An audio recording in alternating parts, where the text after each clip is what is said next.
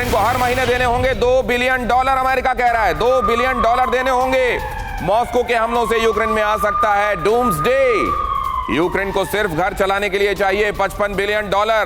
Washington post के हवाले से यह बड़ी खबर, और इसीलिए पश्चिमी देशों से मिलकर मदद करने की अपील की जा रही है।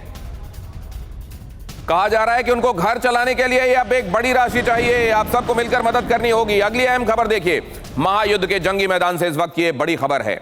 बड़ी संख्या में ऑरलान ड्रोन्स का बना रहा है रूस जखीरा। ड्रोन बनाने के लिए अमेरिका और चीन से खरीद रहा है पार्ट्स। बहुत ध्यान से सुनिएगा, ड्रोन बनाने के लिए, ऑरलान ड्रोन बनाने के लिए अमेरिका और चीन से पार्ट्स खरीद रहा है रशिया। बिल्कुल ठीक सुन रहे हैं आप, अमेरिका से भी। अब आप सोच रहे होंगे सैंक्शंस के बावजूद ऐसा कैसे, मैं आगे बताऊंगा आपको। रॉयटर्स में छपी ड्रोन के पार्ट्स खरीदने की पूरी डिटेल। ऑरलान ड्रोन, रशिया का खतरनाक ड्रोन, उसके पार्ट्स खरीदे जा रहे हैं चाइना से और अमेरिका से। और ये रॉयटर्स में छपी हुई खबर के हवाले से हम आपको बता रहे हैं। बाइडेन को पुतिन से डर। अब जरा देखिए, यहां कहां आप सैंक्शंस के बारे में सुनते हैं, और अब जरा देखिए क्या यहां पर क्या। अमेरिका F-35 बनाने के लिए निर्भर है चीन पर और रूस पर, एलॉयज के सिलसिले में और टाइटेनियम के सिलसिले में। ये एक फैक्ट है जो मैं आपको बता रहा हूं। दूसरा ये कि SR-71 ब्लैकबर्ड पर के लिए भी चीन पर ये मिश्र धातुओं के हिसाब से, एलॉयज के हिसाब से, और रूस पर टाइटेनियम के हिसाब से निर्भरता है। इधर जब आप सुन रहे हैं कि ऑरलान के लिए भी उसको जो चाहिए वो मिल रहा है, वो कैसे हो रहा है आगे आपको बताऊंगा मैं। न्यूक्लियर एनर्जी के लिए जो कच्चा माल चाहिए, जो रेडियो एक्टिव मटेरियल चाहिए, रूस में है यूरेनियम, और उसके लिए भी निर्भरता है। अब जरा देखिए ऑरलान 10 के बारे में समझिए। ऑरलान 10 आपके सामने आ रहा है। ऑरलान 10 ये रहा। ऑरलान 10 इस समय स्टूडियो में। Thank you graphics and animation. ये देखिए आप, वो ऑरलान जो रशिया का खतरनाक ड्रोन है, और वो ऑरलान जिसको बनाने के लिए कुछ एक पार्ट्स ऐसे हैं जो बाहर से मंगाने होते हैं, उनको अमेरिका और चाइना से मंगाने में कामयाबी मिल रही है। कैसे मिल रही है, सैंक्शंस के बावजूद कैसे मिल रही है, वो भी हम आपको बताएंगे। अब देखिए जरा ऑरलान 10। यूक्रेन में भारी तबाही मचाई है इस ऑरलान 10 ने। घातक और सटीक वार करने में सक्षम है। रेंज है इसकी 600 किलोमीटर तक। टॉप स्पीड ये पकड़ता है 150 किलोमीटर पर आवर तक। क्रूजिंग स्पीड इसकी है 110 किलोमीटर पर आवर, और टेक ऑफ के दौरान ये जो वजन अपने साथ ले जाता है वो 15 किलोग्राम तक ले जा सकता है। आप जरा देखिए, ये ऑरलान 10 जब बनाया जा रहा है, और अगर इसके लिए उसको पार्ट्स, स्पेयर पार्ट्स मिल रहे हैं चाइना से भी और अमेरिका से भी, तो इसके मतलब क्या है जनरल चौधरी? बड़ा अच्छा सवाल है, क्योंकि इन दोनों की लड़ाई में सारे जो अमेरिकन्स हैं या चाइनीज़ हैं, ये दोनों अपनी बिजनेस कर रहे हैं, और उनको इससे कोई मतलब नहीं है, उनके बिजनेस हाउसेस को, कि कौन सा हथियार या कौन से पार्ट पुर्जे उनको चाहिए होंगे जो बिकेंगे।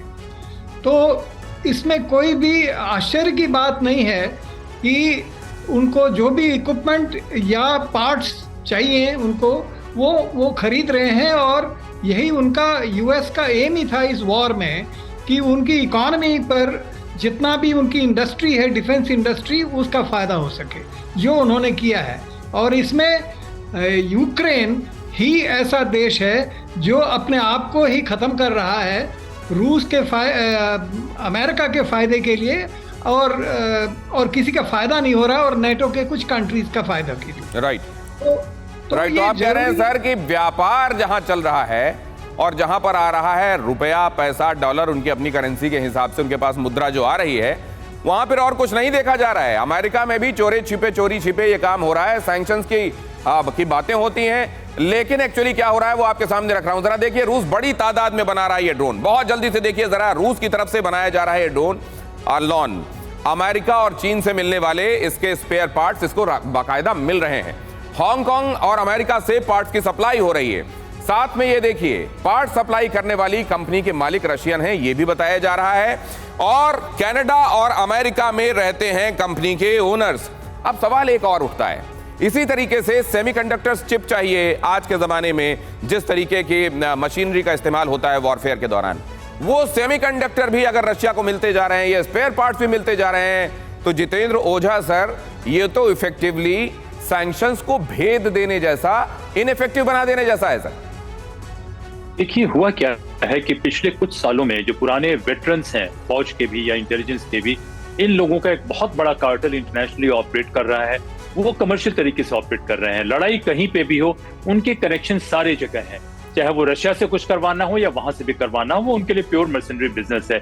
तो इस वजह से हो रहा है। एक और चीज मैं कहना चाहूंगा दिनेश जी, कि पुतिन साहब की जो डिटर्मिनेशन है वो बड़ी साफ नजर आ रही है। जो उनके यूक्रेन के आर्मी चीफ ने कहा कि उनका मंसूबा होगा कि आने वाले 2-3 महीनों में अटैक करना, तो मेरे ख्याल से आने वाले समय में पुतिन साहब चाहते हैं कि वो होगा और वो इतिहास लिखे कि किस तरीके से उन्होंने पश्चिमी देशों को शिकस्त दिया और शिकस्त देके पूरे कीबन रूस सभ्यता को वो बचा लिया उन्होंने। सर आपको एक इंफॉर्मेशन और दे देता हूं जितेंद्र सर, क्योंकि कल शायद आपने टीवी ना देखा हो, टीवी 9 भारतवर्ष ना देखा हो। हमने टीवी 9 भारतवर्ष ने डुगिन का एक एक्सक्लूसिव इंटरव्यू लिया है और वो हिंदुस्तान का पहला न्यूज चैनल है जिसने इंटरव्यू लिया। हमारे संवाददाता मनीष झा वहां मौजूद थे। उन्होंने जब पूछा डुगिन से ये सवाल कि ये बताइए इसमें क्या होते देखते हैं आप, उन्होंने कहा या तो रशिया युद्ध जीतेगा या दुनिया खत्म होगी।